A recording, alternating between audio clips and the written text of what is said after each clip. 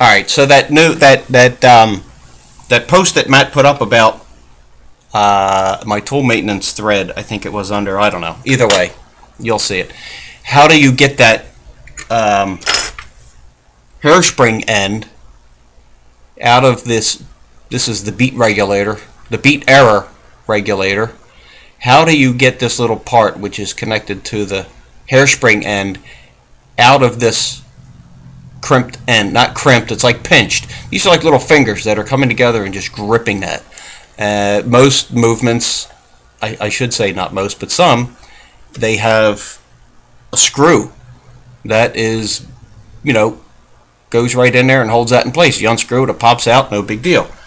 The problem with this situation or this setup is those fingers are gripping that rather tightly, and this movement or this lever, you can move that pretty quickly, pretty easily. So what do? How do you get something like that apart in such a delicate way? First of all, I like to mount these up in an old movement or the movement you have, the base. This is just a stripped case movement. Mount it up, and then you have something to work on, something solid. The other interesting thing is when I do cleaning of a hairspring balance assembly, I take the jewels out of the entire assembly, top and bottom, and I mount it right back up into the plate and put the whole assembly in my cleaning solution. It allows everything to rotate freely and solvent to get in there and do its cleaning, and then the jewels are doing their thing in another part. So in 10 minutes I came up with a solution, and I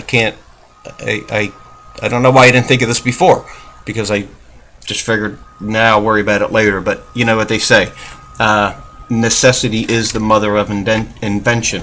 So here's what I came up with, and what came to my mind is a screw, because a screw usually holds those in, not crimped fingers, or I don't know if they're crimped, I don't know what you call it. So I said, all right, we'll take a screw. Take a screw that is larger. Let's get back here. I'm ahead of myself. Take a screw whose threads are larger than this opening here. Not by much. We're not talking a massive screw, but a screw that's larger. So, I poked around, pulled out the micrometer, and looked at some screws, and I found basically a bridge mounting screw I had left over, and I milled with a micro file, very small file, 2 flats into it. There's a flat on that side, you can see it, you can see how shiny it is. I just filed away the threads, and 180 degrees apart from that is the same thing. I also shortened the screw, filing that down quite a bit. And basically what I came up with,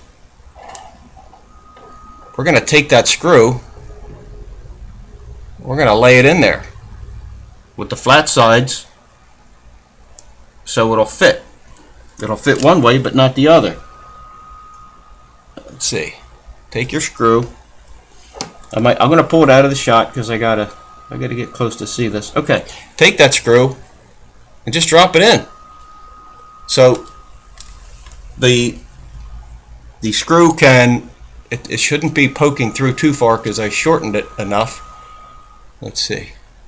There you go. It's barely poking through. If I have to shorten it a little more, I can. But you get the gist.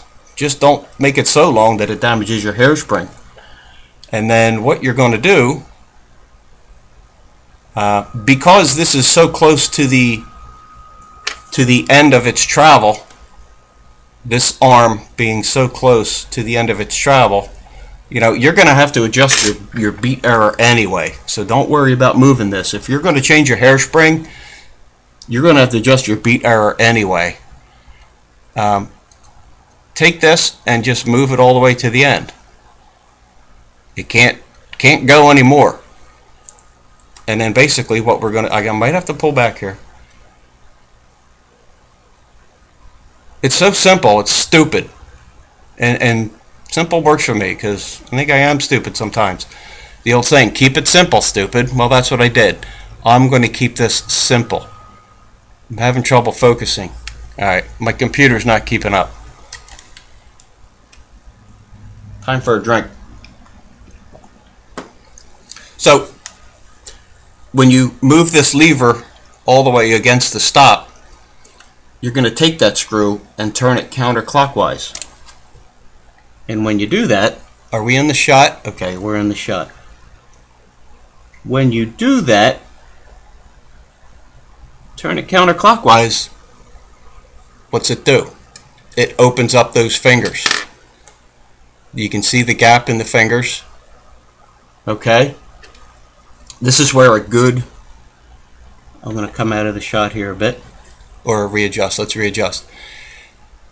When you have a good set of fine tweezers, you can reach in and pull your hairspring end off. And there it is. It's removed. Then take your screw, turn it back 90 degrees, take your screw out. Now your assembly is separated. You can remove the bridge or the balance, what do they call it? The balance bridge, the cock bridge, I don't know. That'll come right off. And then you can change your, put your balance right on and just reverse the procedure. Take your screw, open up the fingers, come in here with your tweezers and feed that straight up through, and you're good to go. I guess that's all I can tell you. Will it take a little bit of finesse and practice to get this lined up and some dexterity to... Yeah, it's going to take it, but what it does, having that in there and these fingers separated, it takes all the tension out of here, and all you got to concentrate on is taking that out and putting it in. And once it's in, it's not like you have to hold it. You just turn your screw and out it comes. You can see this hairspring's pretty mangled up. A new hairspring is going to line up a lot easier. So for this purpose, let's try something. Let's see if I can put that thing back in, even though it's pretty mangled. If I can manipulate... see, there's another problem. Alright, I dropped my screw.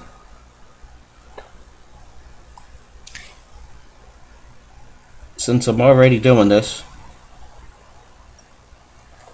I'm dropping the screw 16 times.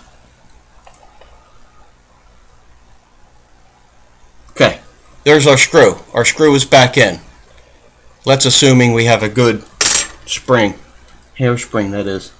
And you can see those fingers are closed rather tightly. Let's open them up. We're going to come in with a screwdriver, counterclockwise 90 degrees, and that opening is wide enough that you can slip that end back in. Now, because this thing's so mangled and out of shape, it just wants to spring around wherever it wants. Maybe I can cheat it a little bit here with my regulating arm. But you get the idea. This is like really out of shape.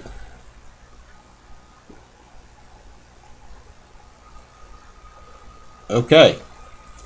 Look at that. Now, it's in, but it looks like it could come up a little bit. So I'm going to get under it. Oh, that's too far. Okay. Well, let's nudge it back down. Make it flush.